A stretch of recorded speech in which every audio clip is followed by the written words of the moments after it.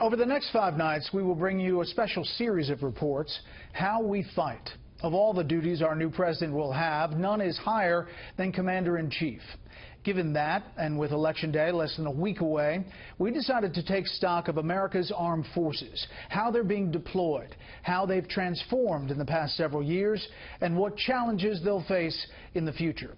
In tonight's report, we look at how the world is changing and how the American military is responding to that change, or is it the other way around? As our military has changed in the last few years, has the world revised its attitude toward us? On January 12th, 10 American sailors were captured by Iran's Revolutionary Guard after mistakenly entering Iranian waters. This video was later released, showing them held at gunpoint, kneeling before their captors, and apologizing. It was a mistake. That was our fault. Not so long ago, the world might have awaited a response from an outraged America, likely fast and furious.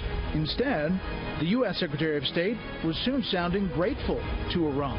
I also want to thank the Iranian authorities for their cooperation and quick response.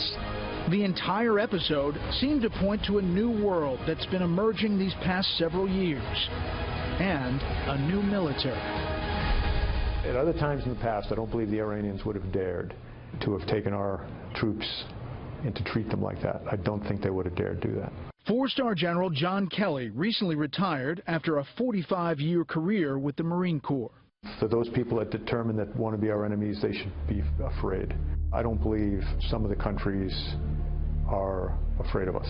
In this new world, along with America responding differently, certain countries seem to be prepared to be more aggressive. We're talking about great power war with one of or two of 4 countries. You're talking about China, Russia, Iran, and North Korea. I have grave concerns in terms of the readiness of our force, the Army forces, to be able to deal with that in a timely manner. Weapons uncovered. What do you make of Iran's challenges to our ships in the Persian Gulf, the Russian buzzing of our vessels, the buildup in the South China Sea? It seems like these are bold actions or provocative actions. The Iranian buzzing in the small boats, the Russian low flyovers and things. Number 1, unprofessional. Number 2, unsafe. We hope that we can deconflict these things, but it's not going to keep us from doing everything we need to do to fulfill our mission. Ray Mabus, former Democrat governor of Mississippi, has been Secretary of the Navy since 2009. The rise of Russia, rise of China, and particularly in the South China Sea, ISIS, things that you can't know what's going to happen. Secretary Mabus notes that the Navy has been ramping up shipbuilding. Another sign of increased military response. Since 2014, the Obama administration has been returning troops to Iraq,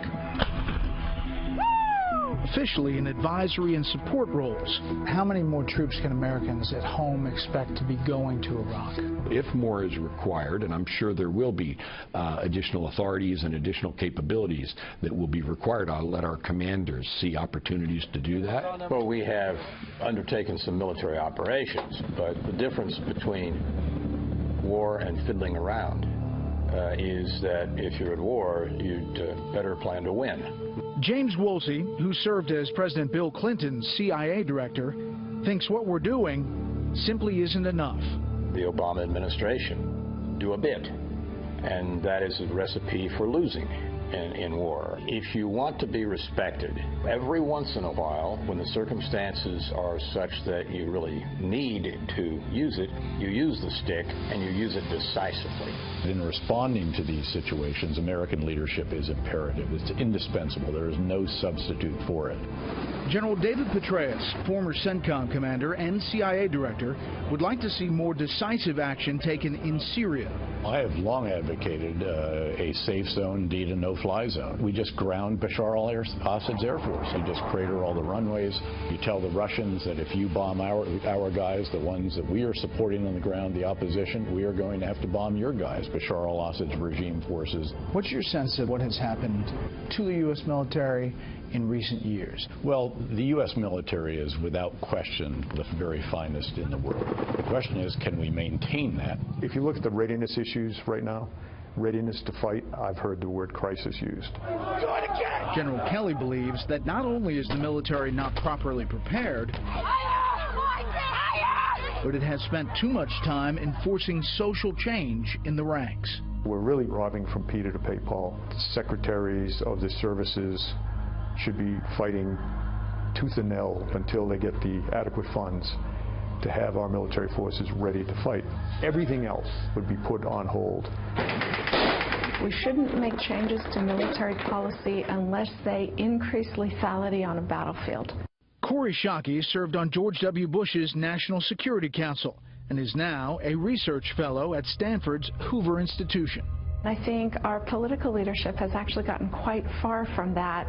We are incorporating greater and greater risk into the operations of our military at a time when our adversaries are getting better at combat lethality themselves. We are voluntarily making the job of our military much harder. Tomorrow, the How We Fight series continues as we look at whether considerations of social justice in the ranks are hampering or helping military readiness.